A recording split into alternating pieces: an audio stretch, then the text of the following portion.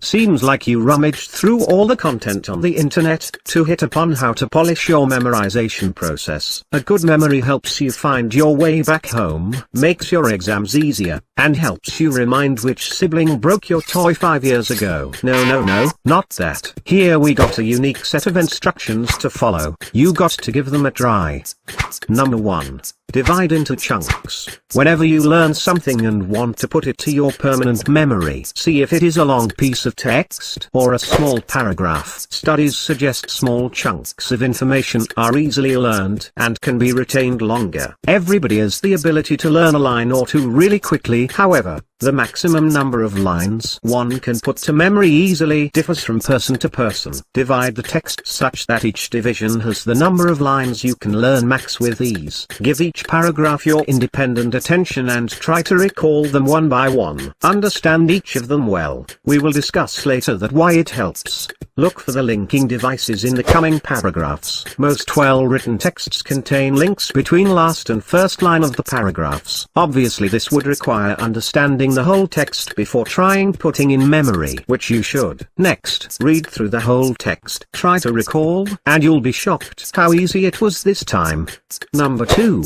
Deal with memory interference. Second thing you need to be careful about is interference. This refers to difficulty in memorizing something when you learnt before either the wrong way earlier or have learnt something similar with a slight difference. When you try to recall, the older memory breaks in and makes you forget the newly learnt data. It freaks the hell out of you. Something's needed to be done to the data. Either deleting the wrong data from your brain will work, or you need to convince your brain that you're adding a different piece of information. One thing that helps here is to take a 5 minutes rest before trying recalling. Experiments were done on this, and it was found when you memorize something, it is better recalled if rest is taken between memorization and recalling. Your brain subconsciously will look into the difference between the new data and the old interfering data. This is called incubation. For this subconscious exercise, brain needs quite a few minutes, which is worth giving it. Moreover, if it is an incorrect piece of data learnt earlier, imagine writing it on a piece of paper and then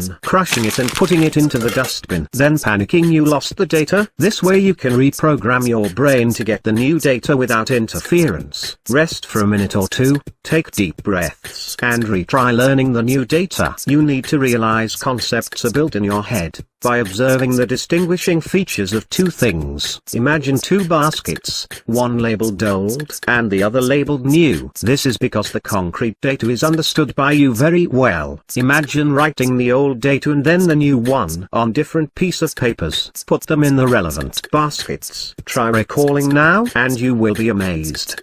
Number 3. Have breaks. In the learning process, rest pauses taken during memorization will improve your brain performance drastically. The brain is like a muscle which needs to work out too. Trying to use it harder will improve its performance, though in doing so, lactic acid is also built up in the brain, like in muscle cells, building oxygen debt. Taking rest in between and deep breathing with your tummies out will replenish your learning power. It is recommended to have 5 minutes of breaks every 20 minutes of learning, even if tomorrow's the exam. Getting used to this habit will help a million.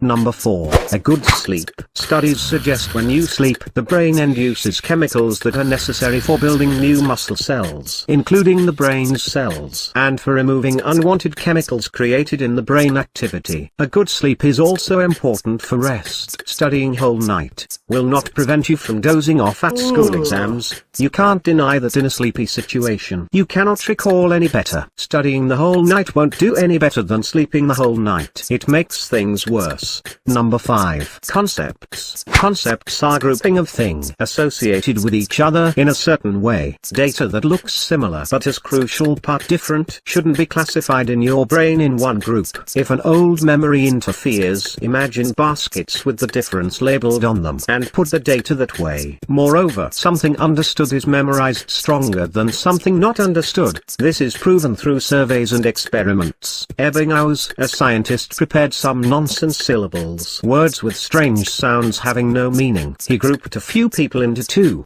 and made one learn the words they had the concept of. The other group learned the nonsense syllables. He found that people tend to forget gibberish words a lot quicker than the meaningful words. So, better understand something before learning, at least partially. It'll save you from rehearsing 2,000,000 times. If the data is from different language, learn the syntax and word meanings of that text. Sometimes you need to create your own concepts. For example, you go somewhere and fear forgetting way back home. Simply look at some signs at the turning points. Name those junctions in an unusual way right there. Say these sounds out loud in your head, and you will be surprised going back. It will seem as if you were already acquainted to those streets and roads.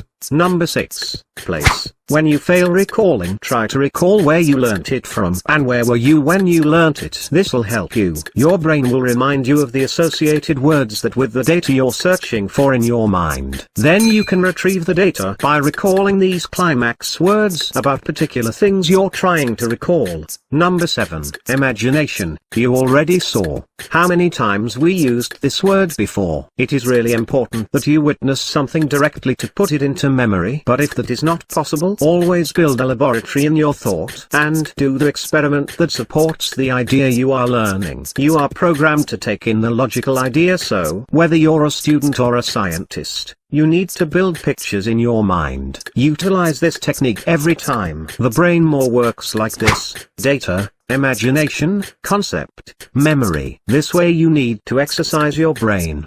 Now, it is time to apply these techniques. Tell us how well they went.